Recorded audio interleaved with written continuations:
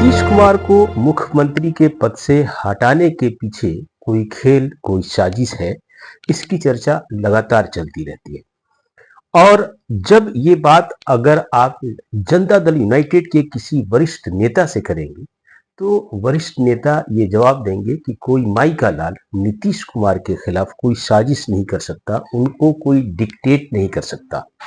नीतीश कुमार बिहार के भाग्य विधाता रहे हैं और नीतीश कुमार अपनी मर्जी से जब तक चाहेंगे चीफ मिनिस्टर रहेंगे और जब वो चाहे अपना पद छोड़ सकते हैं।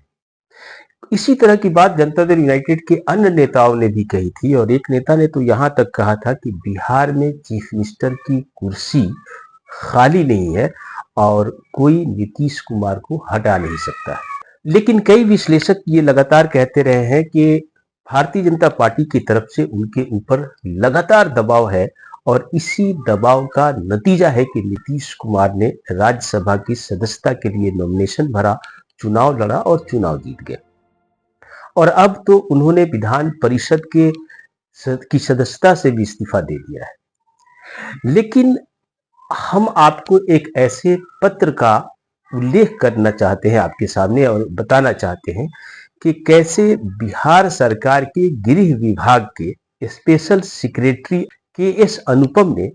जो एक डीजीपी को चिट्ठी लिखी है, उस चिट्ठी में एक तरह से पूरी क्रोनोलॉजी समझा दी गई है। क्रम वाइज ये बता दिया गया है कि नीतीश कुमार पहले क्या करेंगे, उसके बाद क्या करेंगे और उसके बाद क्या करेंगे। कि एस अनुपम की यह चिट्ठी 30 मार्च को रिलीज हुई है। 30 मार्च को तब रिलीज होती है जब नीतीश कुमार ने उस वक्त तक बिहार विधान परिषद की सदस्यता से इस्तीफा नहीं दी थी। उस चिट्ठी में यह लिखा गया है कि नीतीश कुमार जी राज्यसभा में जाएंगे तो उनको Z+ स्वीकृति दी जाएगी और डीजीपी को उन्होंने ये चिट्ठी भेजी है। उस चिट्ठी के बीच में जो सेंटेंस है वो सबसे भयंकर सेंटेंस है, जिससे ये पता चलता है कि कैसे गृह विभाग का एक अफसर ये जान रहा है कि नीतीश कुमार को कब पद छोड़ना है और बल्कि वह यह भी जान रहा है कि एस अनुपम जो आईएएस ऑफिसर है और स्पेशल सेक्रेटरी हैं, वो उनकी चिट्ठी से ये साफ साफ संदेश जा रहा है कि पहले कि कैसे नीतीश कुमार को कौन सा पद छोड़ना है और किस पद पे जाना है। उस चिट्ठी के एक अंश को हम आपके सामने रखना चाहते हैं। उसमें लिखा है कि श्री नीतीश कुमार राज्यसभा के लिए निर्वाचित हुए हैं। वह पहले विधान परिषद की सदस्यता से इस्तीफा देंगे, उसके बाद मुख्यमंत्री के पद से त्यागपत्र देंगे और उसके बाद वह राज्यसभा की सदस्यता ग्रहण करेंगे। और आगे इस चिट्ठी में यह लिखा है कि उन्हें Z+ स्वीकृति दी जाती रहेगी। लेकिन इस चिट्ठी के उस अंश में जहां पे उन्होंने ये लिखा है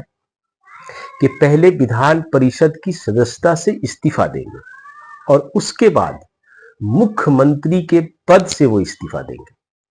जबकि जनता दल यूनाइटेड के नेताओं का कहना है कि उन्हें कोई डिक्टेट नहीं कर सकता, जबकि गृह विभाग की चिट्ठी से साफ जाहिर होता है कि ये तय हो चुका है और गृह विभाग का एक अधिकारी जो कि सम्राट चौधरी के मातहत काम करता है, वो इस बात को लिखता है।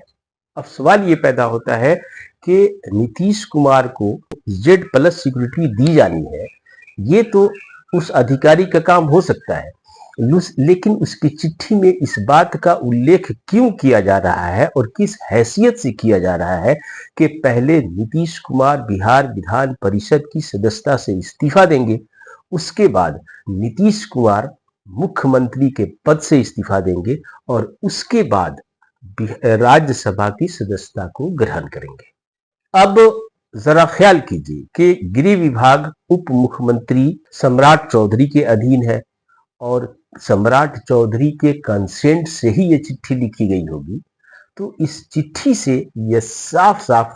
एक क्रोनोलॉजी सामने आ जाती है कि नीतीश कुमार राज्यसभा के सदस्य बनने से पहले मुख्यमंत्री की कुर्सी को छोड़ेंगे। तो इस तरह से अगर आप पूरी इस चिट्ठी को ध्यान में रखें तो एक साजिश, एक खेल की बू तो जरूर आती है कि नीतीश कुमार को या नीतीश कुमार के ऊपर नीतीश कुमार को उनके पद से हटाने के लिए बज़ाब्ते एक दबाव बनाया गया है और उसी दबाव का नतीजा हो सकता है कि वह मुख्यमंत्री का पद छोड़ेंगे।